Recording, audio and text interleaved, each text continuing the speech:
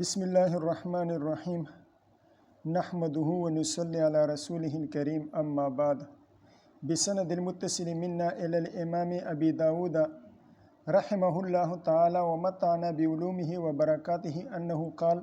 حدثنا سلیمان بن حرب الواشحی قال وحدثنا مسدد قال حدثنا حماد عن ہشام بن عروۃ عن ابیہ عن عائشہ رضی اللہ تعالی عنہ وعنہم قالت، حضرت عائشہ رضی اللہ تعالیٰ عنہ فرماتی ہیں، کان رسول اللہ صلی اللہ علیہ وسلم اذا اغتسل من الجنابت، حضور صلی اللہ علیہ وسلم جب جنابت کے غسل کا ارادہ فرماتے، اغتسل یعنی اراد الاغتسال، یہاں تک الفاظ سلیمان بن حرب اور مسدد بن مسرحد دونوں کے الفاظ متفق ہیں یہاں تک۔ آگے اختلاف ہیں۔ قال سلیمان یبدأ،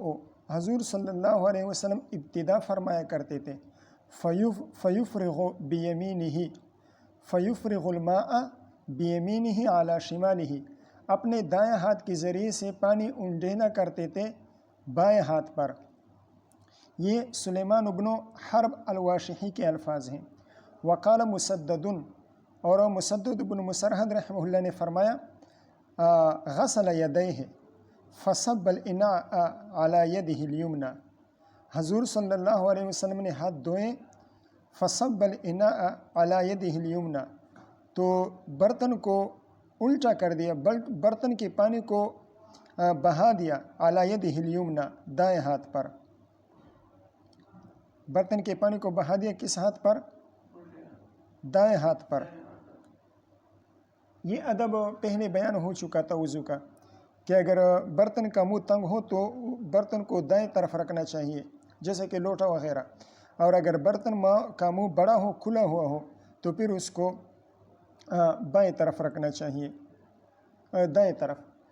طرف رکھنا چاہیے۔ برتن کا منہ تنگ ہو تو دائیں طرف رکھنا چاہیے، اور اگر بڑا ہو تو بائیں طرف رکھنا چاہیے۔ تو اذا اغتسل من الجنابت، یہاں تک تو دونوں اساتذہ کے الفاظ متفق تھے۔ اس کے بعد مسدد رحمہ اللہ نے فرمایا، یبدأ فیفرغ بیمینہ، اور مسدد بن مسرحد رحمہ اللہ نے فرمایا، غسل یدیہ فصب الاناء علی یدہ الیمنی، ثم اتفقتا، یعنی ثم اتفق سلیمان و مسدد بعد الاختلاف المذکور، یہ جو اختلاف ذکر ہو گیا اس کے بعد دونوں متفق ہو گئے۔ فقالا، دونوں نے فرمایا، فیغسل فرجہ، حضور صلی اللہ علیہ وسلم شرمگاہ دھویا کرتے تھے۔ وقال مسدد فیغسل فرجہ، اس کے بعد مسدد بن مسرحد رحمہ اللہ نے فرمایا، یفرغ علی شمالہ، حضور صلی اللہ علیہ وسلم بائیں ہاتھ پر پانی بہایا کرتے تھے، یعنی یفرغ علی شمالہ بیمینہ،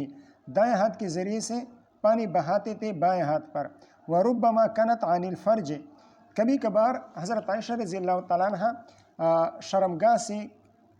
کنایتاً کوئی اور لفظ ذکر کر دیتے تھے، اور اس سے کنائی طور پر شرمگاہ مراد لیتے تھے۔ ثم يتوضأ وضوءه للصلاة، پھر اس کے بعد دونوں متفق ہو گئے۔ ثم يتوضأ وضوءه للصلاة، اس میں دونوں متفق ہیں، سلیمان بن حرب اور مسدد بن مسرحد دونوں یہاں سے متفق ہوں گے، اور حدیث کے آخر تک متفق ہی ہیں۔ ثم يتوضأ وضوءه للصلاة، پھر حضور صلی اللہ علیہ وسلم وضو والا، نماز والا وضو فرمایا کرتے تھے، یعنی یتوضأ الوضوء الکامل، حضور صلی اللہ علیہ وسلم کامل وضو فرمایا کرتے تھے۔ غسل جنابت سے پہلے وضو کرنا، یہ اس کی کیا حیثیت ہے؟ تو کل اس کے بارے میں اختلاف بیان ہوا تھا۔ کل یہ اختلاف بیان ہوا تھا کہ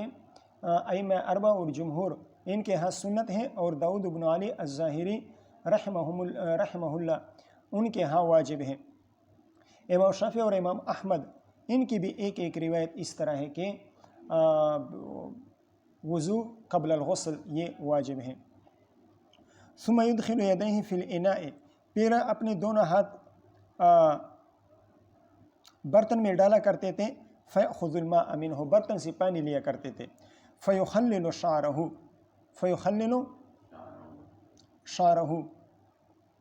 مسدد رحمہ اللہ کے قول کا حاصل یہ ہے کہ آپ پہلے ہاتھ دھویا کرتے تھے۔ پھر مسدد نے ہاتھ دھونے کی صفت اور کیفیت بیان کی کہ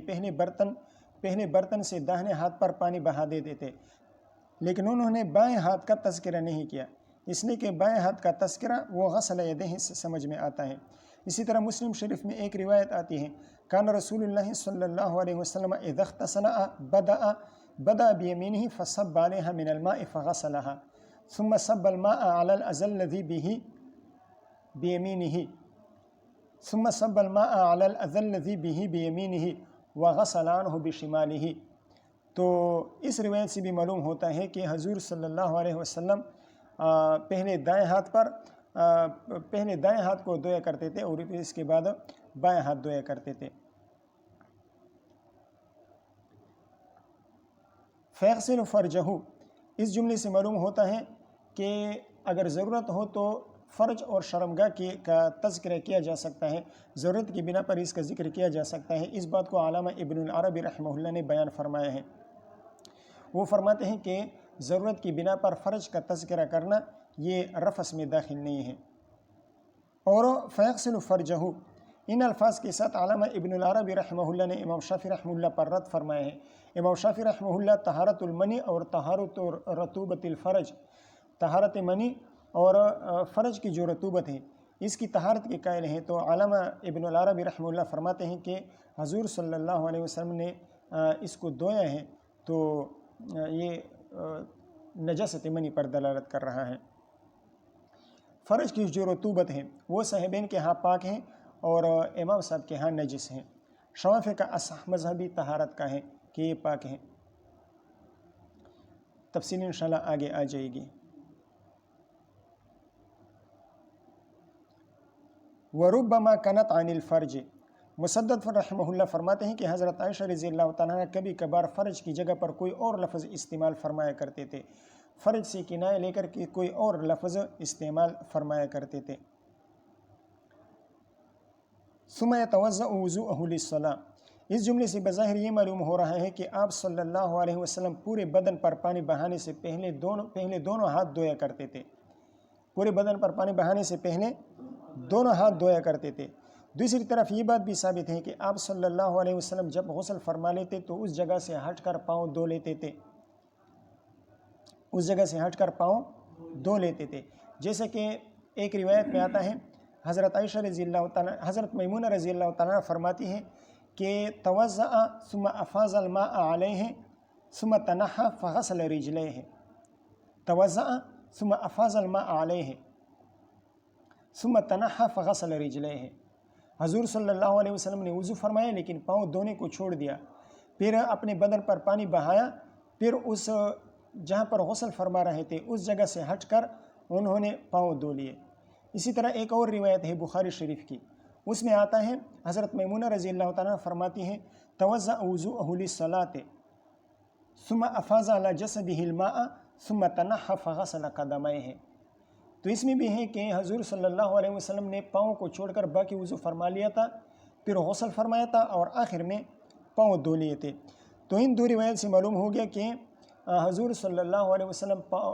پاؤں کے دھونے کو مؤخر کیا کرتے تھے، جبکہ یہاں پر ہے کہ ثم يتوضأ وضوءه للصلاة، کامل وضو فرمایا کرتے تھے۔ تو دونوں قسم کی روایات میں اختلاف آ گیا،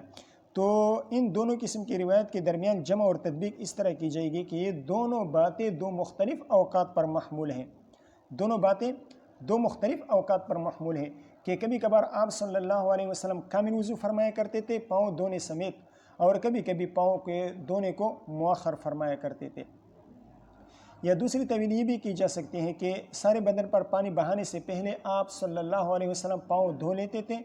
یعنی کامل وضو فرمایا کرتے تھے، اور یہ پاؤں کا دھونا غسل سے پہلے پاؤں کا دھونا یہ ازالہ حدث کے طور پر ہوتا تھا،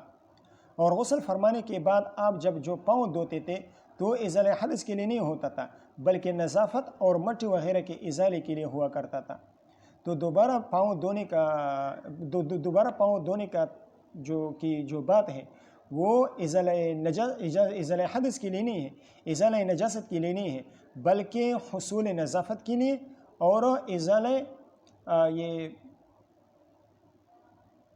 اور مٹی وغیرہ کو دور کرنے کے لیے ہیں۔ امام نووی رحمہ اللہ نے اس سلسلے میں امام شافعی رحمہ اللہ کے 2 اقوال ذکر فرمائے ہیں۔ امام نووی رحمہ اللہ فرماتے ہیں کہ امام شافعی رحمہ اللہ کے 2 اقوال ہیں کہ پاؤں کو غسل سے بدن پر پانی بہانے سے پہلے پاؤں وضو کے ساتھ دھونا چاہیے یا نہیں۔ تو وہ فرماتے ہیں کہ امام شافعی رحمہ اللہ کا اصح قول یہ ہے کہ غسل رجلین کے ساتھ وضو کو مکمل کیا جائے، یعنی غسل سے پہلے جو وضو کیا جاتا ہے اس میں غسل رجلین بھی کیا جائے، تو یہ ان کا اصح قول ہے۔ اور دوسرا قول ان کا یہ ہے کہ غسل رجلین کو مؤخر کیا جائے۔ یہ امام نووی رحمہ اللہ نے امام شافعی رحمہ اللہ کا مذہب بیان کیا ہے، اور علامہ بدر الدین عینی رحمہ اللہ نے امام صاحب کا مذہب بیان فرمایا ہے۔ وہ فرماتے ہیں کہ غسل رجلین کو مؤخر نہ کرے، البتہ پاؤں اگر مستجمع علماء میں ہو، پاؤں مستجمع علماء میں ہو تو پھر مؤخر کیا جا سکتا ہے۔ اور تاخیر رجلین والی جو روایات ہیں ان کو بھی اسی صورت پر محمول کیا جائے گا کہ وہاں پر غسل کا پانی جمع ہوتا تھا، تو اگر غسل کا پانی جمع ہوتا تو غسل سے پہلے پاؤں دھونے کا کوئی فائدہ نہ ہوتا، اس لیے کہ پھر بعد میں ملوث ہو سکتے تھے پاؤں، تو اس وجہ سے حضور صلی اللہ علیہ وسلم پاؤں کے دھونے کو مؤخر فرمایا کرتے تھے۔ باقی پہلے بھی طویل بیان ہو گئی کہ یا تو مختلف اوقات پر محمول ہے اور یا اس پر محمول ہے کہ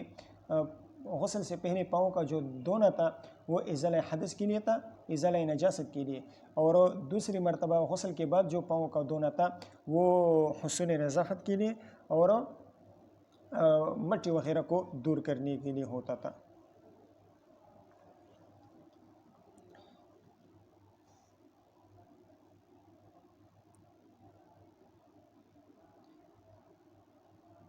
فَيُخَلِّلُ شَعْرَهُ فَيُدْخِلُ الْمَاءَ خِلَالَ شَعْرِهِ۔ حضور صلی اللہ علیہ وسلم بالوں کے درمیان پانی داخل کیا کرتے تھے تاکہ بال نرم ہو جائیں اور اس پر امرار الماء آسانی کے ساتھ ہو جائے، مرور الماء آسانی کے ساتھ ہو جائے، اور سارے بالوں کو اور بالوں کی جڑوں تک پانی اچھی طرح پہنچ جائے۔ سر پر پانی ڈال دیتے تھے، پھر سر کو مل لیا کرتے تھے تاکہ پانی اچھی طرح اندر چلا جائے۔ حتی اذا رأى انه قد اصاب البشرة او قال انقى البشرة، یہاں یہ راوی کی طرف سے شک ہے۔ حتی اذا رأى انه قد اصاب الماء حتی اذا رأى انه قد اصاب الماء بشرة الرأس، یہاں تک کہ حضور صلی اللہ علیہ وسلم کو یہ یقین ہو جاتا تھا کہ پانی میں نے پہنچا دیا ہے سر کے چمڑے تک، او انقى البشرة یا او قال انقى البشرة، راوی کو شک ہے کہ قد اصاب البشرة فرمایا ہے یا قد انقى البشرة فرمایا ہے۔ یہاں تک کہ حضور صلی اللہ علیہ وسلم کو یقین ہو جاتا تھا کہ سر کا جو چمڑا ہے وہ اچھی طرح صاف ہو چکا ہے۔ افرغ علی رأسہ ثلاثا، تو حضور صلی اللہ علیہ وسلم سر پر 3 مرتبہ پانی بہا دیتے تھے۔ فَإِذَا فَضَلَ فَضْلَةٌ صَبَّهَا عَلَيْهِ، جب فَإِذَا بَقِيَ بَقِيَةٌ، جب غسل کرنے کے بعد کچھ پانی برتن میں رہ جاتا تھا، صَبَّهَا عَلَيْهِ، تو اس فضلہ کو حضور صلی اللہ علیہ وسلم اپنے بدن پر بہا دیتے تھے۔ یہ روایت ہو گئی۔ اگلی روایت، وبه قال حدثنا عمرو بن علي الباهلي قال حدثنا محمد بن ابي عدين قال حدثنا سعيد بن ابي عروبه عن ابي معشر عن النخعي، ابراہیم نخعی رحمہ اللہ مراد ہے، اور ابو معشر زیاد بن کلیب عن الاسود بن یزید عن عائشہ رضی اللہ تعالیٰ عنہ وعنہم قالت کان رسول اللہ صلی اللہ علیہ وسلم اذا اراد ان یغتسل من الجنابۃ، جب حضور صلی اللہ علیہ وسلم جنابت کے غسل کا ارادہ فرماتے، بدا بکفیہ، اپنے ہاتھوں سے ابتدا کرتے، فغسلہما، ہاتھوں کو دھو لیتے تھے کلائیوں تک، ثم غسل مرافقہ، مرافق یہ رفغن یا رفغن کی جمع ہے، مغابن البدن کو کہا جاتا ہے، یعنی جہاں پر اوساخ اور ادران اور میل کچیل کے جمع ہوتے ہیں ان جگہوں کو کہا جاتا ہے۔ مثال کے طور پر آبات ہو گئے بغل، اسی طرح اصول الفخذین، اسی طرح یہ جو ہاتھوں کو انگلی کو سیدھا کریں تو پھر چمڑے میں یہ کچھ معمولی سی کل چھپ جاتی ہے، تو اس قسم کی جگہ جو ہیں ان کو باقاعدگی کے ساتھ دھویا کرتے تھے۔ مرافق یہ فرج سے کنایہ بھی ہو سکتا ہے، مرافق ثم غسل مرافقہ، یہ فرج سے کنایہ بھی ہو سکتا ہے، اس لیے کہ ایک روایت میں آتا ہے کہ غالباً حضرت عائشہ رضی اللہ تعالیٰ عنہ کی روایت ہیں، اذا التقى الرفقان وجب الغسل، اذا التقى الرفقان وجب الغسل، ٹھیک ہے۔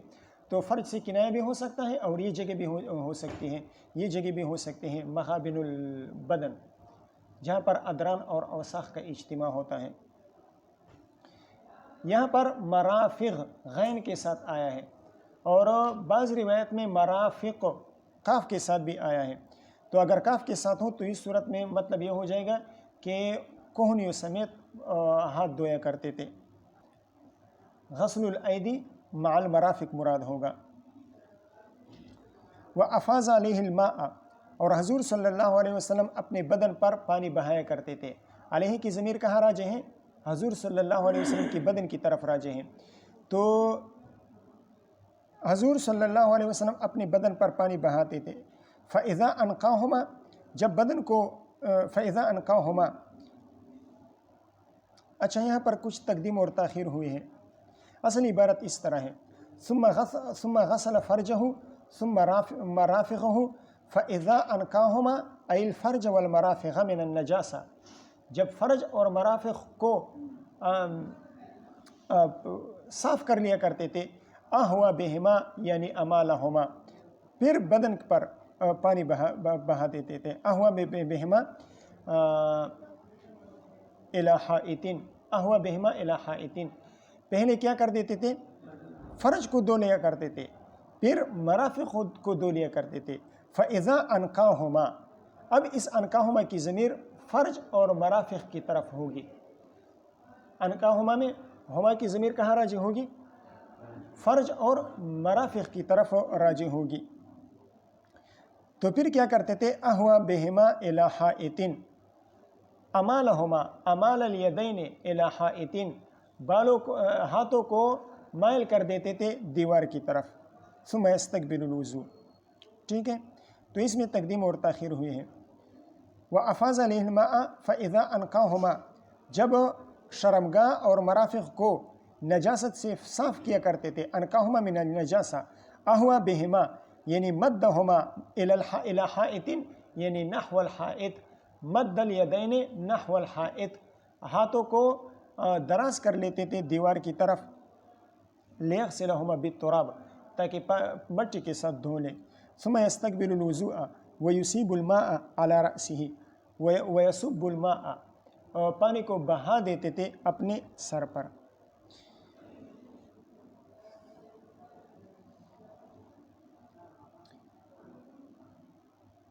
فَإِذَا أَنْقَاهُمَا، جب فرج اور مرافق کو پاک کرتے تھے نجاست سے، اہوا بہما الی حائطٍ، تو اس اہوا بہما الی حائطٍ، ہاتھوں کو دراز کر لیتے تھے دیوار کی طرف۔ اس سے علماء کرام نے یہ منی کی نجاست پر استدلال کیا ہے، اگر منی پاک ہوتی ناپاک نہ ہوتی تو اتنی شدت کے ساتھ ہاتھوں کو صاف کرنے کی ضرورت نہ ہوتی، اگر منی نجس نہ ہوتی اور پاک ہوتی تو اتنی شدت اور اہتمام کے ساتھ کہ ہاتھوں کو دیوار کی مٹی کے ساتھ رگڑا جائے، تو اس شدت اور احتیاط کی اور باقاعدگی کے ساتھ ہاتھوں کو صاف کرنے کی ضرورت نہ ہوتی۔ وبه قال حدثنا الحسن بن شوكرة قال حدثنا هشيم عن عروة الحمداني قال حدثنا الشعبي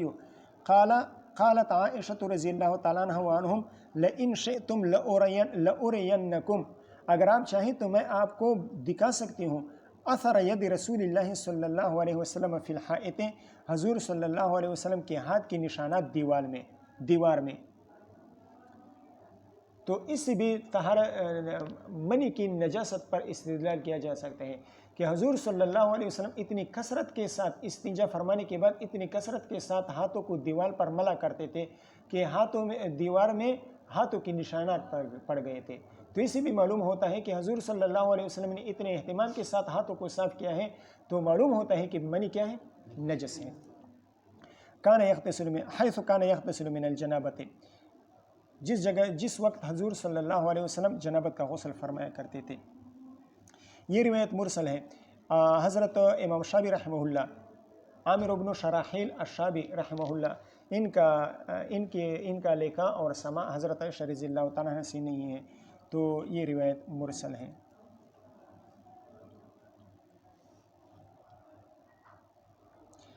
وبه قال حدثنا مسدد بن مسرهد قال حدثنا عبد الله بن داود عن الأعمش عن سالم عن قريب بن أبي مسلم قال حدثنا ابن عباس عن خالته ميمونة رضی اللہ تعالیٰ عنہ وعنہم، میمونہ بنت الحارث العامریہ،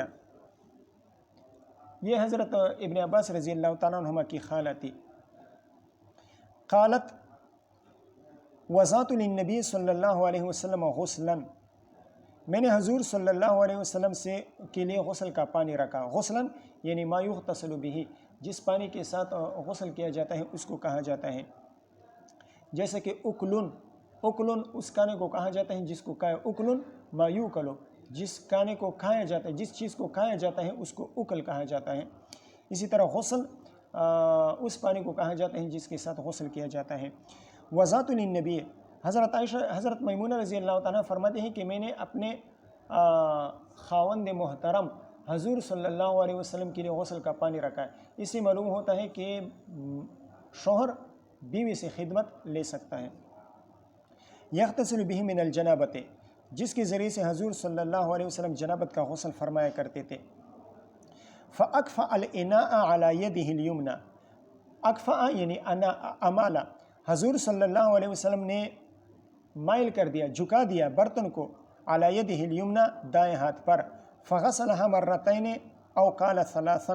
یہ امام اعمش رحمہ اللہ کی طرف سے شک ہے کہ حضرت میمونہ یہ میرے استاذ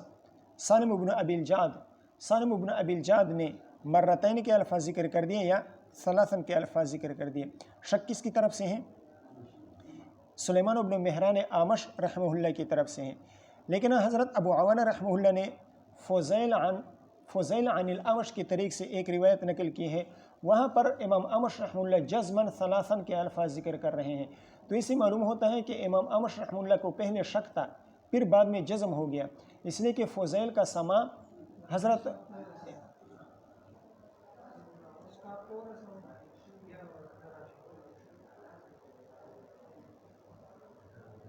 بس رضا یہ پاتے دے خودے اگ دو صحیح دا۔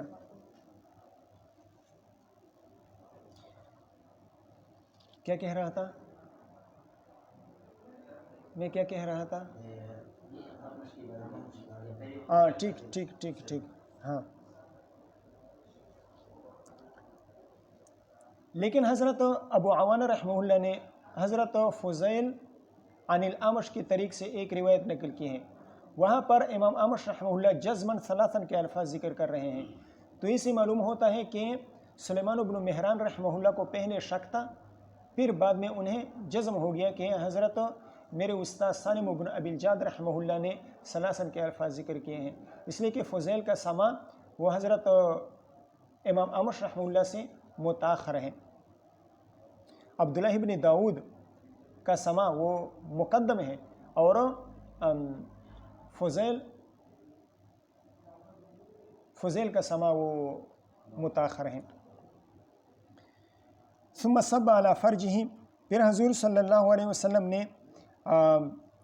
اپنی شرمگاہ پر پانی بہایا، فغسل فرجہ بشمالہ، بائیں ہاتھ کے ذریعے سے اپنی شرمگاہ کو دھویا، ثم ضرب بیدہ الارض، ثم ضرب بیدہ الیسری الارض، پھر اپنے بائیں ہاتھ کو زمین پر رگڑ دیا، زمین پر مار دیا، زمین پر رگڑ دیا، فغسلها بالتراب، ثم تمزمز واستنشق وغسل وجهه ويديه، ثم صب على رأسه وجسده، اپنے سر پر اور پورے بدن پر پانی بہا دیا، ثم تنحى ناحیة، ثم تنحى عن موضع غسله،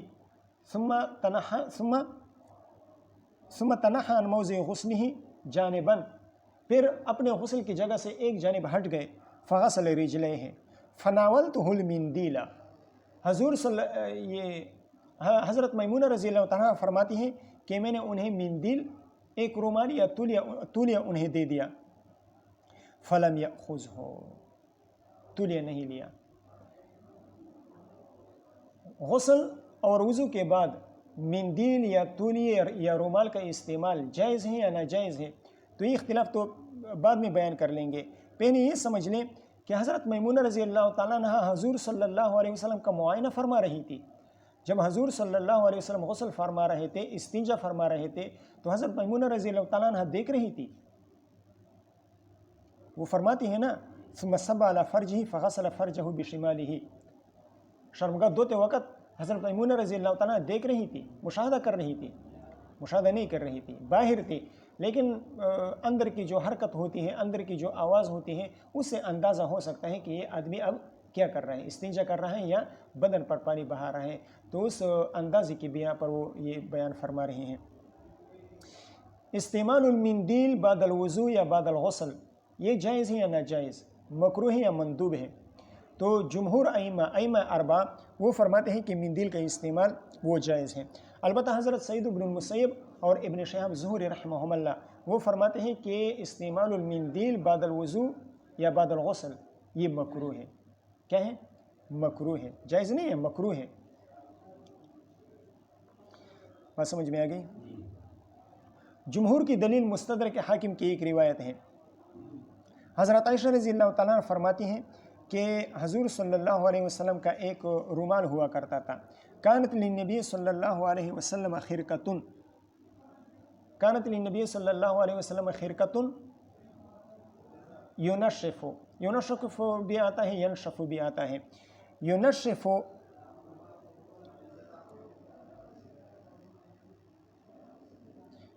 ینشف بها بعد الوضو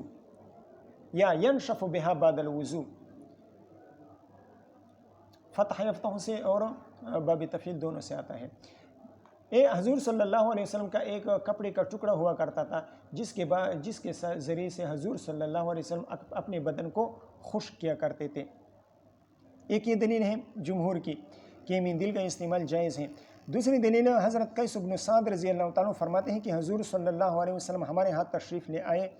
تو ہم نے آپ صلی اللہ علیہ وسلم کے لیے غسل کا پانی رکھا، حضور صلی اللہ علیہ وسلم نے غسل فرمایا، اس کے بعد ہم نے آپ کو ایک کپڑا دیا جس کے ساتھ آپ نے اپنے بدن کو صاف کر لیا۔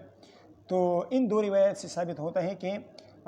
استعمال المندیل بعد الوضو کیا ہے؟ بعد الوضو یا بعد الغسل جائز ہے۔ تیسری دلیل ترمذی شریف میں حضرت عائشہ رضی اللہ تعالیٰ عنہ کی روایت ہے، حضرت عائشہ رضی اللہ تعالیٰ عنہ فرماتی ہیں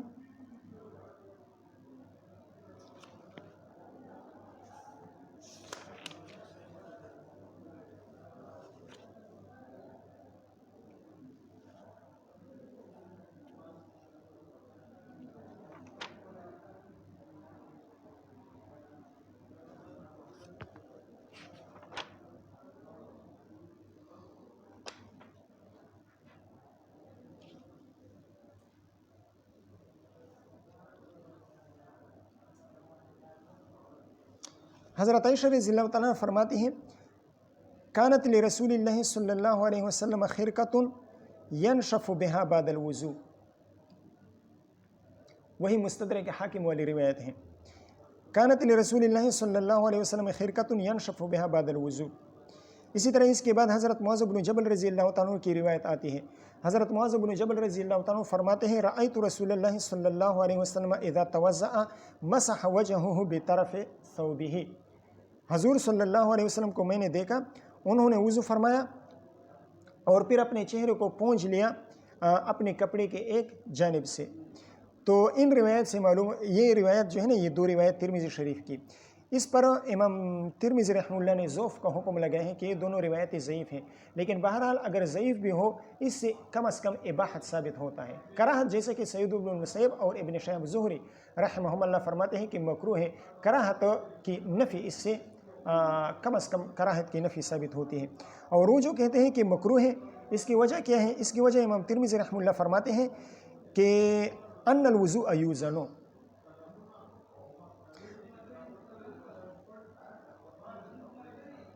ومن کرہہ انما کرہہ من قبل انہ قیل ان الوضوء یوزن،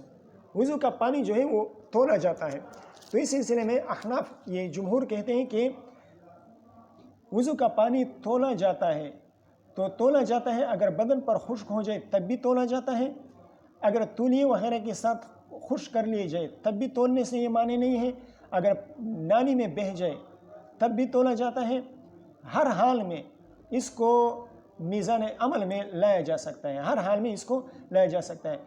اگر آپ مندیل سے خشک کر لیں تب بھی خشک ہوتا ہے، اور اگر بدن پر یوں ہی چھوڑ دیا جائے تب بھی بدن پر خشک ہو جاتا ہے۔ تو اگر خشک ہونا یہ تولنے سے معنی ہوتا تو بدن پر بھی خشک ہوتا ہے، تو پھر بدن پر خشک ہونا یہ بھی معنی ہوگا۔ بہرحال وضو کا جو پانی ہے یہ میزان عدل میں لایا جائے گا، ضرور لایا جائے گا، اب چاہے یہ بدن پر خود بخود خشک ہو جائے یا مندیل اور کپڑے سے خشک کیا جائے، خشک ہونا یا خشک کرنا یہ تولنے سے معنی نہیں ہے۔ ٹھیک ہے،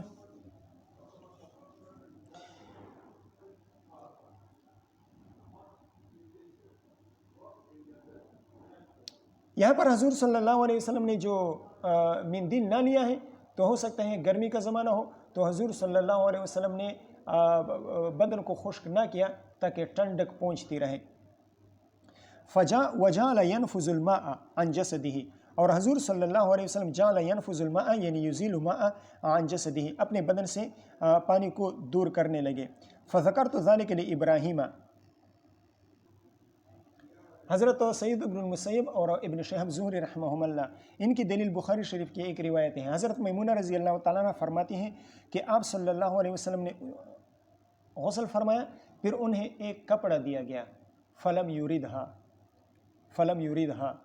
حضور صلی اللہ علیہ وسلم نے اس کا ارادہ نہیں کیا، یعنی نہیں لیا، وہ کپڑا نہیں لیا۔ تو اس سے معلوم ہوتا ہے کہ بعد الغسل یا بعد الوضو استعمال المندیل مکروہ ہے۔ ہم کہتے ہیں کہ نہیں لیا تو اس یہ کہاں سے ثابت ہو گیا کہ مکروہ ہے؟ نہ لینے سے تو یہ ثابت نہیں ہوتا کہ ناجائز ہے یا مکروہ ہے، بلکہ ہو سکتا ہے حضور صلی اللہ علیہ وسلم نے گرمی کی بنا پر نہ لیا ہو، جیسے کہ یہاں پر ہم نے جواب دیا گرمی تھی، گرمی کا موسم تھا، تو حضور صلی اللہ علیہ وسلم نے اپنے بدن کو تر رہنے دیا تاکہ ٹھنڈک پہنچتی رہے۔ جب تر بدن پر ہوا لگتی ہے تو ٹھنڈک محسوس ہوتی ہے، تو اس وجہ سے حضور صلی اللہ علیہ وسلم نے اس کو نہ لیا۔ بات سمجھ میں آ گئی؟ فذکرت ذلک لابراہیم، حضرت امام اعمش، یہ امام اعمش رحمہ اللہ کا قول ہے، حضرت امام اعمش رحمہ اللہ فرماتے ہیں کہ مجھے سالم بن ابی الجعد رحمہ اللہ نے جو حدیث بیان کی وہ حدیث میں نے ابراہیم نخعی رحمہ اللہ کو بیان کی، اور ان سے بعد الغسل یا بعد الوضو استعمال المندیل کے بارے میں پوچھا کہ آیا جائز ہے یا نہیں۔ فقال، تو ابراہیم نخعی رحمہ اللہ نے فرمایا کانوا لا يرون بالمندیل بأسا، کانوا لا يرون یعنی کانت الصحابۃ لا يرون بالمندیل بأسا لا يمنعون عن استعمال المندیل، کانت الصحابۃ لا یمنعون عن استعمال المندیل، صحابہ کرام مندیل کے استعمال سے رکتے نہیں تھے، ولیکن کانوا یکرہون العادۃ، ولیکن کانت الصحابۃ یکرہون الاعتیاد بالمندیل، مندیل استعمال کرنے کی عادت وہ ناپسند کرتے تھے کہ مندیل استعمال کرنے کی عادت نہیں ڈالنی چاہیے۔ قال ابو داود قال مسدد قلت لعبد اللہ ابن داود، امام ابو داود رحمہ اللہ فرماتے ہیں کہ میں نے اپنے استاذ محترم مسدد بن مسرہد سے پوچھا، امام ابو داود رحمہ اللہ فرماتے ہیں کہ میں نے اپنے استاذ محترم حضرت مسدد بن مسرہد رحمہ اللہ سے سنا، وہ فرما رہے تھے کہ میں نے حضرت اپنے استاذ محترم حضرت عبداللہ بن داود رحمہ اللہ سے پوچھا کانوا یکرہونہ للعادت، آیا وہ للعادت یعنی لاجل العادہ، وہ عادت بن جانے کی وجہ سے مندیل کے استعمال کو ناپسند کرتے تھے کہ عادت نہ بن جائیں؟ فقال، تو میرے استاذ عبداللہ بن داود نے فرمایا ہاکذا ہوا، یعنی ہاکذا ما قلت لی هو المراد، یعنی ما قلت لی هو المراد، جو آپ نے کہا وہی مراد ہے، کانوا یکرہونہ للعادت یہی مراد ہے، لیکن میرے استاذ امام آمش نے للعادہ یعنی لام جارہ کے ساتھ مجھے روایت بیان نہیں کی. میں نے اپنے استاذ سے لام جارہ کے ساتھ روایت نہیں لی ہے. آپ نے تو مسدد بن مسرحد